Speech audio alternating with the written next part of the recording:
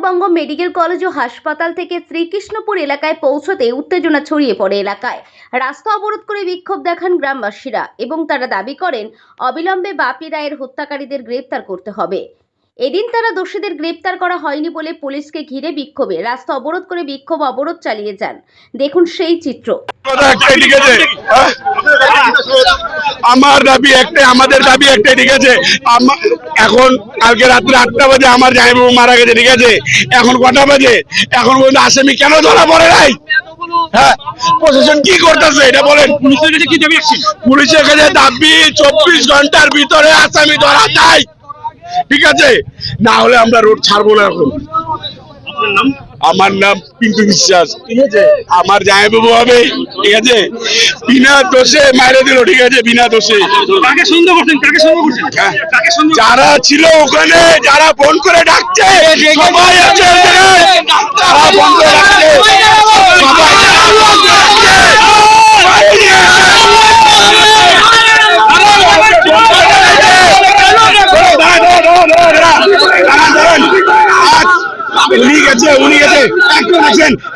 উনি গেছে 10 মিনিটের ভিতরে কি করে লোক এসে মারে?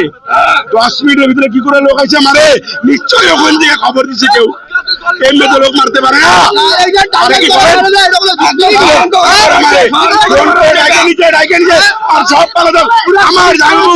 আমার জামা করে পড়ে আছে, ঠিক আছে।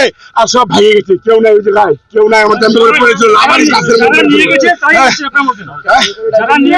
হ্যাঁ, যারা ফোন করে ডাকছে ওই জায়গায়, জানেন না আপনারা? 8 মিটিং করছে, সবাই আছে ওই জায়গায়, সবাই জড়িত আছে, সবাইকে ধরেন। যারা যারা ছিল ওখানে আপনারা সব জানেন, যারা যারা ছিল ওখানে মিটিং এ। আপনি নতুন করে নাম বলতে আপনাদের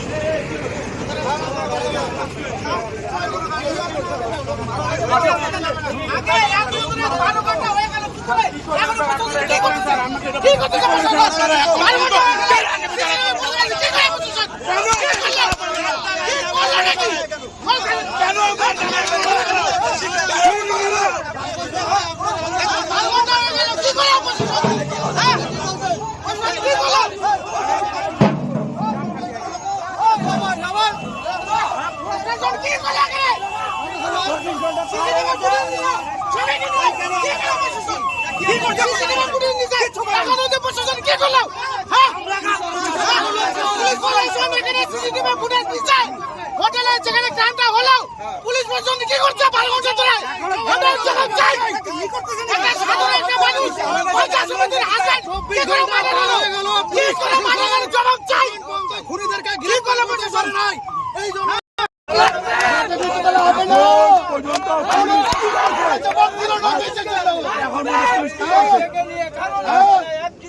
বিনা দোষে মারা হলো, বিনা দোষে মারা হলো।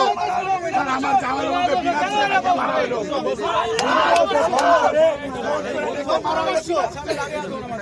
তখন পুলিশ প্রশাসন কি করছে? পুলিশ প্রশাসন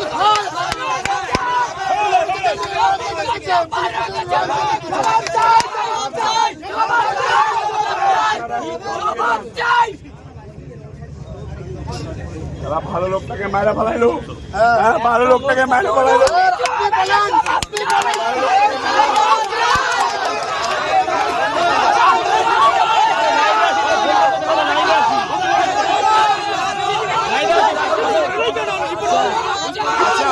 পুলিশ